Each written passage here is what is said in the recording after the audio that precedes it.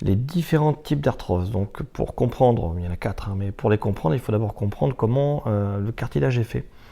Le cartilage, c'est 3 couches de cellules. On a des cellules basales qui sont les cellules souches, celles qui vont produire les autres cellules. Quand ça c'est détruit, c'est très compliqué de revenir en arrière. Régénérer, c'est dur, hein. Alors attention, on peut avoir juste un tout petit trou, et après, de proche en proche, en contact, les cellules basales peuvent revenir. Donc voilà. Mais cellules basales en premier, les cellules souches qui vont produire des cellules qui sont en train de se différencier, en train de changer de forme. Juste au-dessus, elles sont pas très résistantes. Elles sont là pour... c'est un stock en fait, une réserve qui après va venir en première ligne pour vraiment faire les cellules de cartilage. Donc cellules basales, cellules en train de se différencier et les cellules de cartilage qui ont vraiment toutes leurs qualités de glissement, de résistance. Donc l'arthrose de stade 1, alors on a les cellules, les premières cellules qui ont été arrachées. On arrive sur les cellules en train de se différencier. Mais il n'y a que vraiment la couche superficielle qui a été arrachée. Le genou fait un peu mal, ça peut gonfler un petit peu. C'est pas grave parce qu'on a juste à ne rien faire pendant 2 jours. On a fait sûrement une activité ou une posture différente des autres. Et c'est ce truc différent qu'on a fait qui a arraché le par-dessus des cellules. Et ce par-dessus, il va régénérer en 2 jours en général. Le stade 1, l'arthrose stade 1 est très transitoire. On en a tous lorsqu'on fait un peu de sport, voilà, il suffit de faire un mauvais mouvement, ça arrive.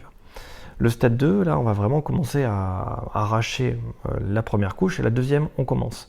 Les cellules qui se différencient. Donc ça, c'est beaucoup moins bien, il va falloir plus de temps pour guérir, ça équivaut à une blessure, hein. Il va falloir peut-être 6 semaines. Mais encore une fois, si on a repéré les mouvements qui nous font mal, l'activité supplémentaire qu'on a fait, qu'on n'avait jamais fait, on va pouvoir facilement l'éviter.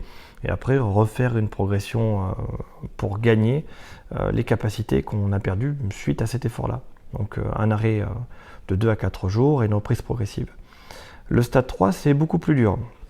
Là, vraiment, on est arrivé à les cellules de niveau 2, les cellules en train de se différencier, elles sont aussi arrachées, on commence à toucher les cellules souches. Ça, c'est pas bien. On peut même avoir des vacuoles, des trous à l'intérieur. Mais ça peut revenir, et là c'est beaucoup plus long, c'est vraiment de vraies grosses blessures. Il faut que toutes les cellules et les couches de cellules se refassent.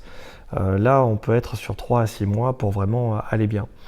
Et le stade 4, c'est quand il n'y a plus rien du tout.